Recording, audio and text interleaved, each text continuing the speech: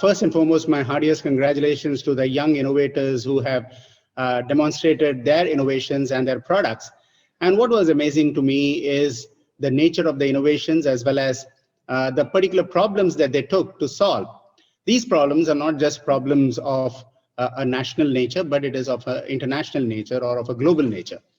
And that is indeed the opportunity that young students from all over the world have to be able to express their creative potential and convert their ideas and transform their imagination into potential innovations that can help solve many problems the world faces. I would like to also congratulate the MAMS School for organizing this event and for encouraging young students into and launching them into the world of innovation and entrepreneurship. After all, we are a country of 1.3 billion people. India is having one of the largest young group of students and entrepreneurs and potential entrepreneurs to be able to make a difference. We have more than 65% of our country under 35 years old. We have 1.4 million schools in our country.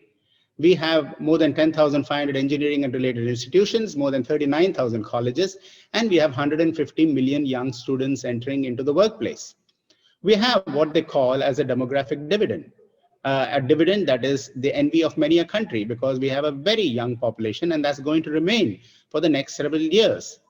What is more important is it represents an energy and the ability to transform not just our nation, not just their own personal careers, not just their own families, but also the society in which they live in and the world in which we live in. For after all, the COVID-19 crisis that we are all experiencing today has shown how fragile the world is on the onslaught of unexpected global pandemics or potential climate change problems that we will face. A simple virus has disrupted countries all over the world. It has created national lockdowns. It has disrupted supply chains. It has created grievous loss of lives and livelihood. How do we now ensure that the future, not just in the COVID-19 phase that we are experiencing, but in a post-COVID-19 world, we are not beset with such problems that we are facing today? And that can only happen through innovation, through entrepreneurship, through new ideas that can help reimagine the world that we are going to be living in. And there are many things that is enabling this reimagination. First and foremost, there is technology, which is changing the very shape of the world that we all live in. It is changing the way you are experiencing the world and the way the world is experiencing you. All of us today are actually wearing masks, or most of us are wearing masks when we go out in order to prevent the COVID-19 problem. And what we saw on display by one of the young innovative students is an IoT-based mask, Internet of Things.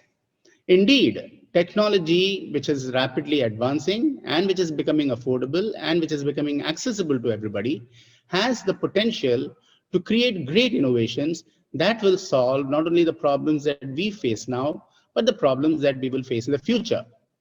Let's look at what are some of the technologies that are accessible to you young students. You know, you are 1.4 million schools. We have 600,000 colleges, schools in India, which are high schools like your schools. And all the young students in these schools have the ability through the Atal Tinkering Labs that we are establishing across the country. More than 5,400 Atal Tinkering Labs are now operational, and more than 10,000 will have been already selected. And therefore, you have young students a unique opportunity to tinker with and play with new technologies that are shaping the world upon which the solutions of tomorrow are being built. And what are these technologies? We are having 3D printers, which is changing the way you are able to conceptualize, design, prototype, refine, and manufacture a product right in front of your eyes, in the confines of your home, maybe, in the confines of your small manufacturing setup. You have IoT technologies, the Internet of Things technologies, and sensor technologies that is being integrated into man-machine device, into plant, soil, and space. And these are providing you valuable data and information that can be used and processed. You are having computing technologies and miniaturized electronics that can fit in the size of your pocket, but which is more powerful than some of the computers that existed 15 years ago. And through those advanced computing and communication technologies like 5G technologies, like wireless technologies, fiber technologies, and even satellite-based communications, you are now able to pump a lot of data from all devices, sensor devices that are integrated into man-machine devices. As I said, you're able to communicate them with high speeds, and then you have big data analytics and powerful computing technology, supercomputing, nano computing, and objective computing technologies to be able to process the data. And when you process the data, you're able to make meaningful patterns out of that data, patterns that would not easily be detected were it not for large computers and big data analytics and other advanced software engineering technologies. And as a result of that, you're now having robotics, which is driving the next degree of productivity and automation. So robotics is integrating visual technologies, sensor technologies, visual computing, as well as powerful processing to be able to automate many mundane activities that we don't need to do, but we can use our minds and our creative ability to solve other major problems. And finally, artificial intelligence is becoming a reality. You see, we always talked about artificial intelligence even 15 to 20 years ago. It is not something new. But never has artificial intelligence made more sense than it is doing so now, because of the tremendous ability of available, accessible, affordable, and advanced technologies to be able to process this incredible amount of data that is flowing through various sensor technologies and through various communication technologies, and to be able to make sense out of them and to be able to create solutions. Therefore, in a large country like India, for example, where do you use all this? You use it to solve many problems that we as a country have and the world faces. Take, for example, our country. What are the challenges? We still have 22% of our country below the poverty line. We have 44% of our country agri-economy based. We have 715 districts in our country, out of which 115 are aspirational districts. And these districts have great problems in having basic access to education, to healthcare, to clean drinking water, to sanitation, to waste management, to affordable housing. Now, some of the problems that you saw and I saw on display today are problems that are really solving these challenges. How do you create clean drinking water? How do you clean lakes, for example? How do you make sure that our rivers are eliminated of the waste that is being deposited in them from various sources?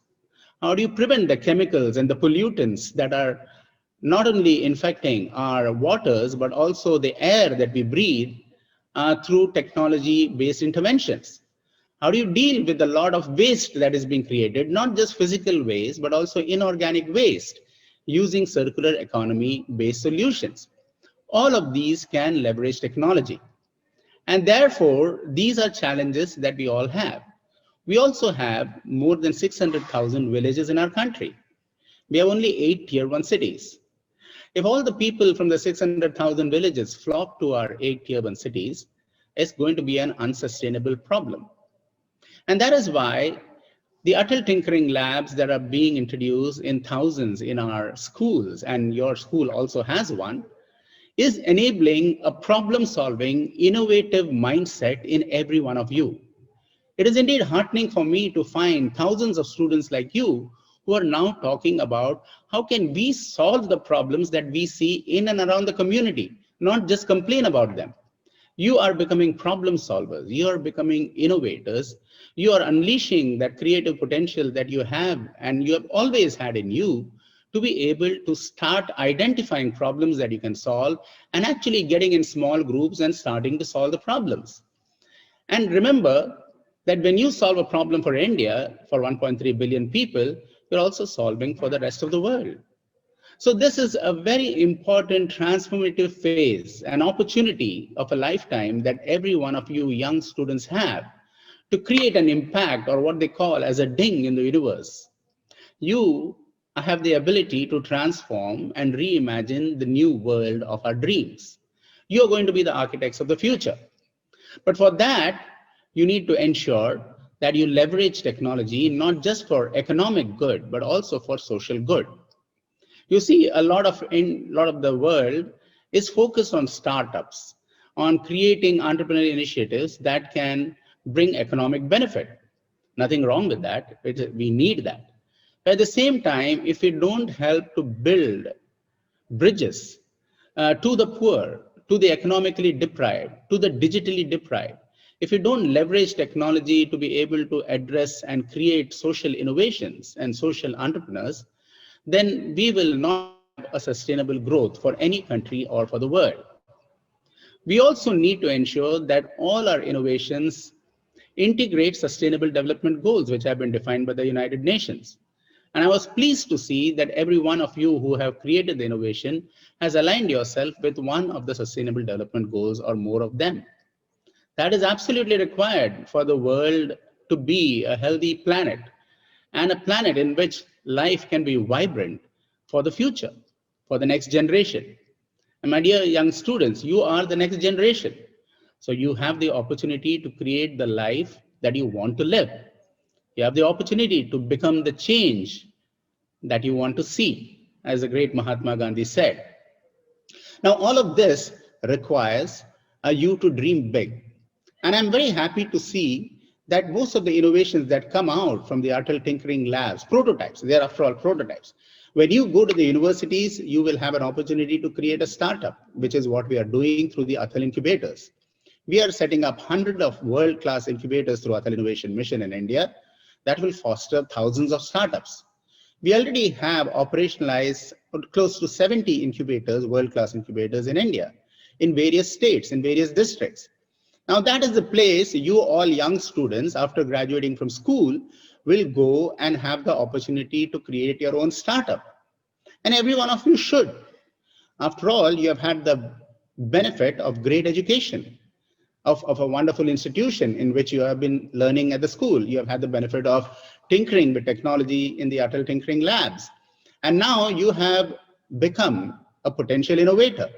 So you should leverage that innovative capability and talent that you have developed in the school to be able to create startups and entrepreneurial initiatives when you go into the university and then when you start working. You see, we want to become not just a nation of job seekers, but we also want to become a nation of job creators. And you are the potential job creators of the future.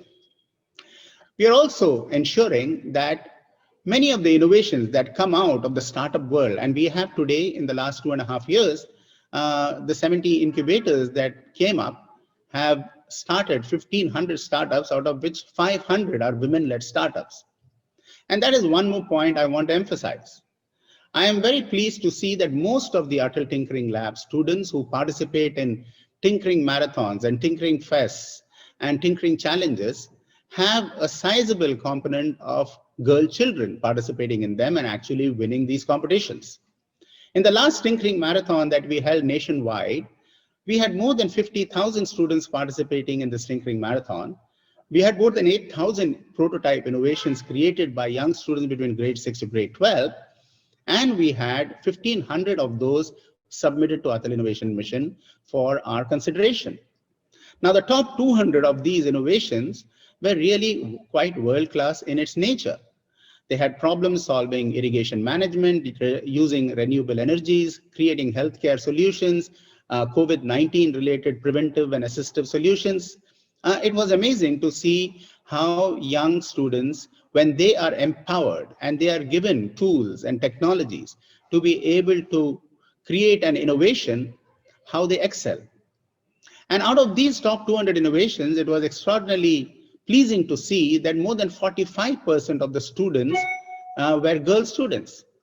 And that is something that we need to encourage, and we hope the Atal Innovation Mission will encourage. We have, like I said, more than 500 startups out of the 1,500 startups that have come up. You see, India has more than 55,000 startups, and we have close to 400 incubators today. That's an amazing growth of startups and incubators in a young country like India. And that is what is needed for all of you to have the ability and the infrastructure and the ecosystem to be able to realize your dreams and your creative potential.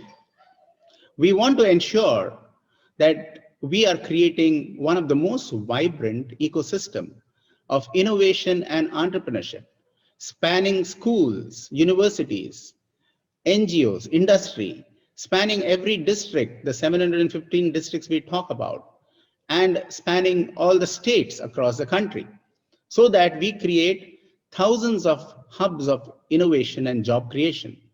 That is what India needs, and that's what the world needs. And I'm sure with your imagination, with these tools and technologies, with the community innovation centers that we are setting up across the country, many of your innovations, the ones that I heard, like the mask or the cleaning of the lakes or the solutions for smart villages and smart cities, these are all solutions that are needed in order for India to make progress and the world to make progress. There are many emerging economies where your solutions will have an impact. And when a good solution and a good idea has global impact. And that is why we have the opportunity of not only ensuring local ingenuity, but creating global impact. I do hope that every one of you young student gets inspired to become an entrepreneur, to become an innovator, to become a job creator of the future. You are all born innovators. When you were born, nobody taught you how to speak or how to stand, but you watched the world around you. You tried standing, you fell down, you tried standing again. Nobody could speak to you and tell you how to walk, but you started walking. But every time you stood and fell down, you innovated.